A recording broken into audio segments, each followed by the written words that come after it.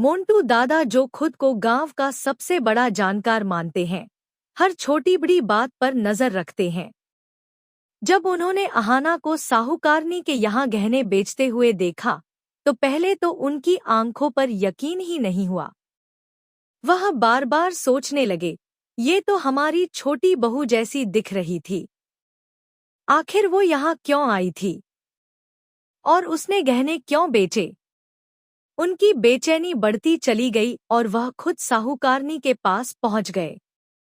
थोड़ी देर तक टोह लेने के बाद जब उन्हें सच्चाई पता चली कि अहाना ने सचमुच अपने गहने बेचकर पैसे लिए हैं, तो मानो मोंटू दादा को किसी खजाने का नक्शा मिल गया हो। उनके चेहरे पर एक चालाक मुस्कान आ गई और उन्होंने मन ही मन ठान लिया कि अब इस राज को दुर्गा देवी और पूरे परिवार के सामने लाकर अहाना को बदनाम करेंगे। लेकिन दोस्तों, उन्हें जरा भी अंदाजा नहीं था कि इस बार उनका सामना अर्जुन से होने वाला है, उस बेटे से जो अपनी पत्नी और परिवार की इज्जत के लिए किसी भी हद तक जा सकता है। अगला एपिसोड यहीं से और भी धमाकेदार मोड़ लेता है। जैसे ही अर्जुन को पता चलता है कि मोंटू दादा ने अहाना के खिलाफ गांव में गलत बातें फैलानी शुरू कर दी हैं, उसका गुस्सा ज्वालामुखी की तरह फट पड़ता है। वह मोंटू दादा को पकड़कर पूरे घर के सामने जोरदार फटकार लगाता है। उसकी आंखों में खून उतर आया है और वह दहाड़ कर कहता है, मोंटू दादा, तुमने मेरी पत्नी की इज्जत पर सवाल उठाया है। अहाना ने इस घर के लिए अपनी खुशियां कुर्बान कर दी, अपने गहने तक बेच डाले ताकि हमारा घर बच सके। और तुम हो कि उसकी नीयत पर शक कर रहे हो? तुम्हारी हिम्मत कैसे हुई? मोंटू दादा, जो हमेशा अपनी बात मनवाने के आदी रहे हैं, अर्जुन की इस सख्ती के सामने बिल्कुल चुप पड़ जाते हैं। लेकिन उनका जहर वहीं खत्म नहीं होता।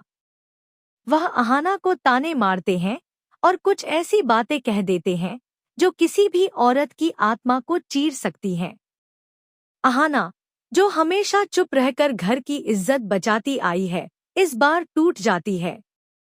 उसकी आंखों से आंसू छलक पड़ते हैं, लेकिन फिर भी वह अपनी हिम्मत नहीं खोती।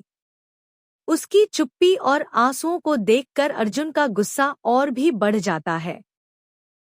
वह अब मोंटू दादा को ऐसी सबक सिखाता है कि पूरा घर दंग रह जाता है।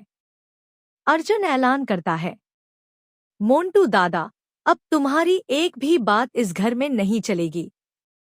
यह मेरा परिवार है और मैं इसे हर कीमत पर बचाऊंगा, चाहे तुम्हें अच्छा लगे या बुरा। इसी बीच कहानी में एंट्री होती है बुआ जी की।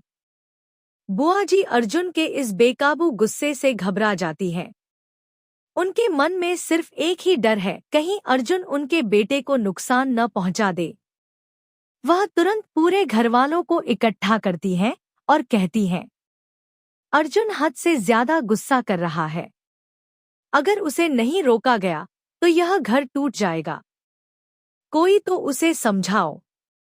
लेकिन दोस्तों, असली ट्विस्ट तब आता है जब अब तक चुप रही दुर्गा देवी सामने आती हैं। दुर्गा देवी अपनी गरिमा और तेजस्विता के साथ सबके सामने खड़ी होती हैं। उनकी आंखों में आग है और आवाज में तूफान। वो साफ साफ कहती हैं, यह मेरा घर है। यहाँ वही होगा जो मैं चाहूंगी। अहाना ने इस घर की खातिर अपनी खुशियां छोड़ दी, अपने गहने बेचे ताकि हम सबकी इज्जत बच सके। और तुम लोग उसी की नीयत पर शक कर रहे हो? मोंटू दादा, अपनी जुबान संभाल लो वरना इस घर में तुम्हारी जगह नहीं बचेगी। पूरा घर सन्नाटे में डूब जाता है। मोंटू दादा और बुआ जी के पास कोई जवाब नहीं बचता और वे सिर झुकाकर खामोश हो जाते हैं। लेकिन दुर्गा देवी यहीं नहीं रुकती।